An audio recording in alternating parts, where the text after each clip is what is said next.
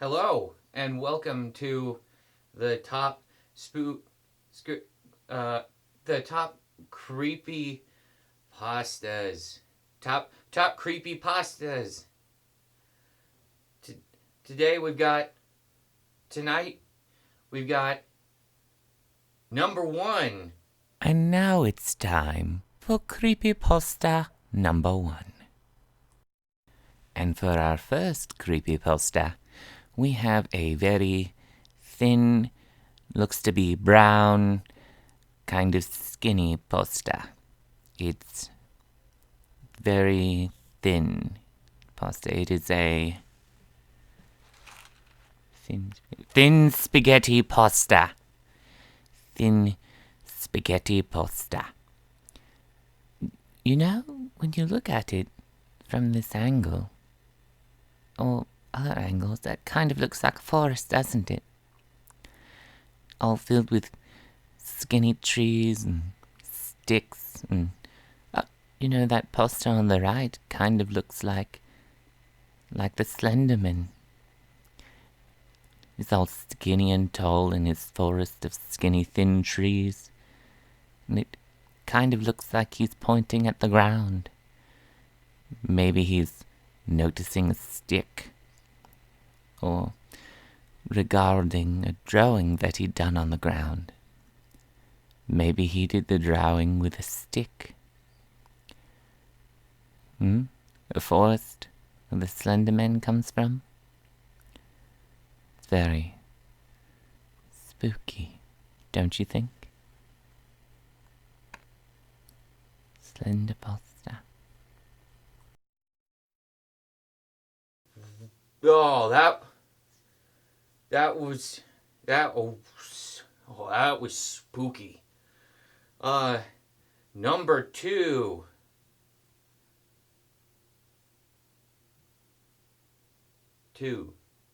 And now it's time for creepypasta number 2.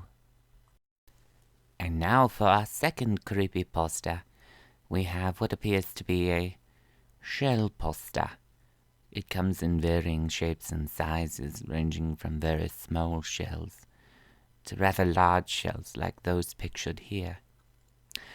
I'd like to think that the person that made this pasta thought that it might be for a very small crab. You know, kind of like a hermit crab. It's a rather morbid thought, don't you think?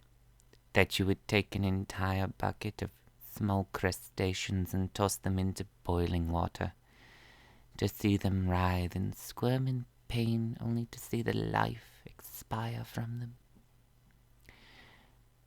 Maybe when you ingest them, their spirits will haunt your bowel, pinching at your tummy with their little pinchy claws. Oh, I do adore a good crustacean, be it a crab, or a lobster, or a hermit crab, or a spider crab. Oh, that's the spookiest of the crustaceans. I hope there isn't a spider crab living in this pasta.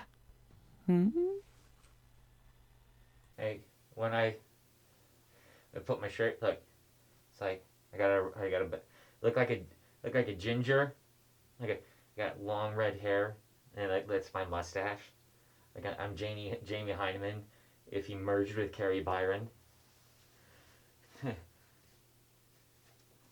um, all boo.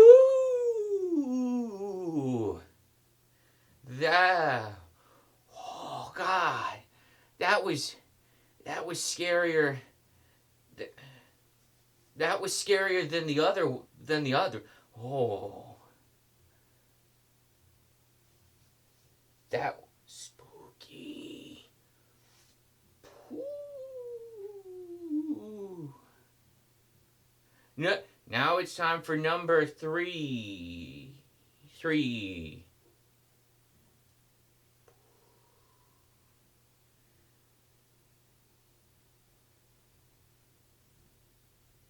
CreepyPasta number 3.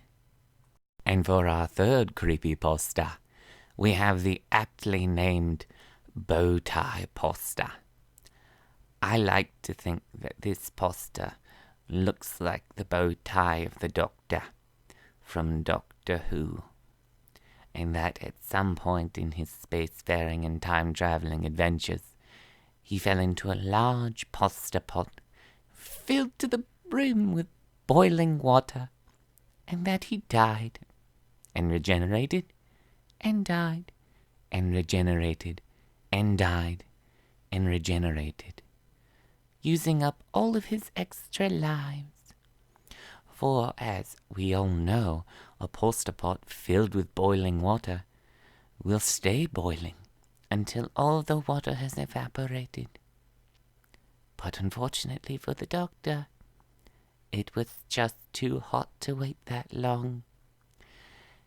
That's why we have so many bow ties on the plate, because he spawned one with each new life.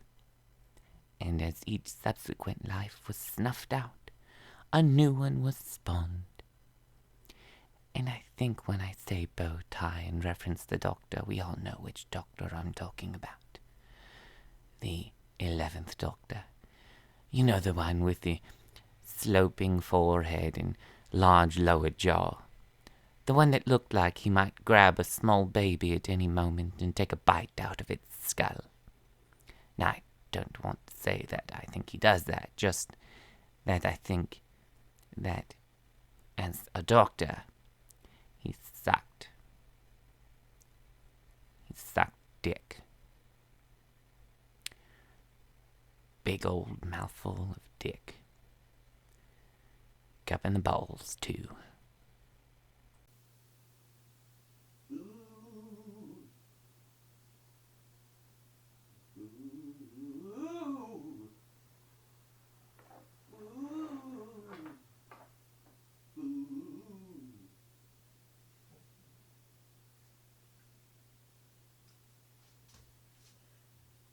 Hey, now wasn't that wasn't that creepy? Ooh. Now it's time for number 4. Boo. Boo. Boo.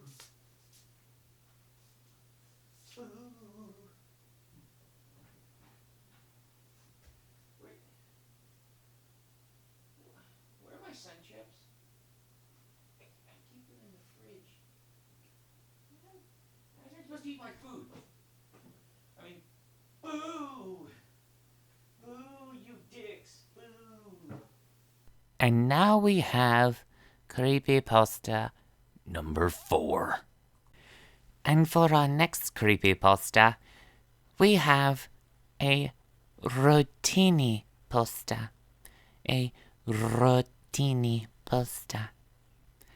I like to think that it's called rotini because it can rotate. It can roll. It can amble about as though it had a mind of its own. But honestly, what's that all about? Why make such a peculiar curly pasta? It's so spooky, like a tiny dentist's drill bit, only much larger, because an actual dentist's drill bit is actually rather quite small, this being rather large in comparison, but one that you ingest and take into your body, as though you wish for your internal organs to experience the pleasure of being drilled. Much in the same way, women who say that they get into exotic dancing only to pay for college end up getting drilled, both literally and figuratively. They drill their future and get drilled by their boss when they audition for the role. They like to say that it's only going to be short term, but we all know that it's not. 15 years of your own hours and getting a couple of grand a night simply to shake your moneymaker. Well, let's just say that is the basket of apples that is hard to walk away from. All of the green and yellow and red apples. Maybe there's a gala apple in there, I don't know. But what I do know is that is a very, very spooky poster. With a lot of very What? What? What?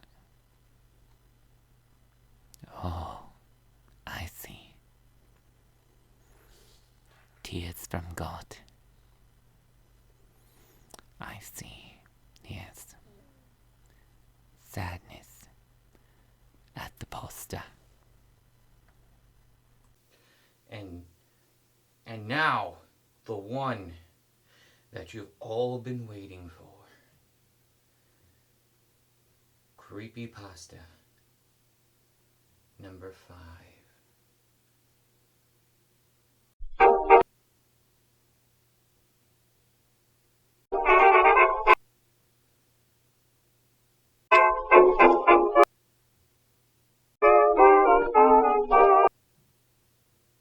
And finally, we have creepypasta number 5.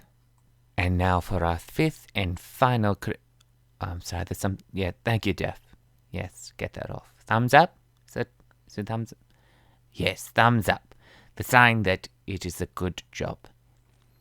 Now, like I was saying, for our 5th and final poster, we have the Penny Regatta. No, that can't be right. I think it's Penny Regatta. Jeff, Jeff, why are you putting it back on the plate? Jeff, what are you doing? Yes, get that off. Jeff, you're not being clever. Jeff, why are you doing that? Fuck you, you ate my sun chips. God damn it, Jeff. You don't put chips in the refrigerator. Why are you fucking with the pasta, Jeff? Jeff, what do you do? I'm just going to pretend that you're trying to make things spookier. Anyway, back to the pasta. For our 5th and final pasta, we have the Penny Regatta. It is a tube pasta. It is hollow. Now, I don't have to tell you that something that looks like a shank and is hollow can be spooky. You know, I'd like to imagine that there's any number of dirty things that could wind up in a Penny Regatta. Maybe you order it at an Italian restaurant and the maitre d' is upset because his wife is a bitch and his kids are being mean to him, even though he's the breadwinner in the family. Maybe he goes in back and stuffs the pasta, so to speak. I'm talking about putting his feces in it. Yeah, he's not having a good day. I mean, he's a good person. He tries to do right, but he's just had a long day, and he's really just not interested in putting up with your shit today. I mean, he's only human. We're all only human. We're all entitled to basic human decency, but when it comes down to it, that pasta you're eating could have poop in it. And well, that's just a little too spooky for me.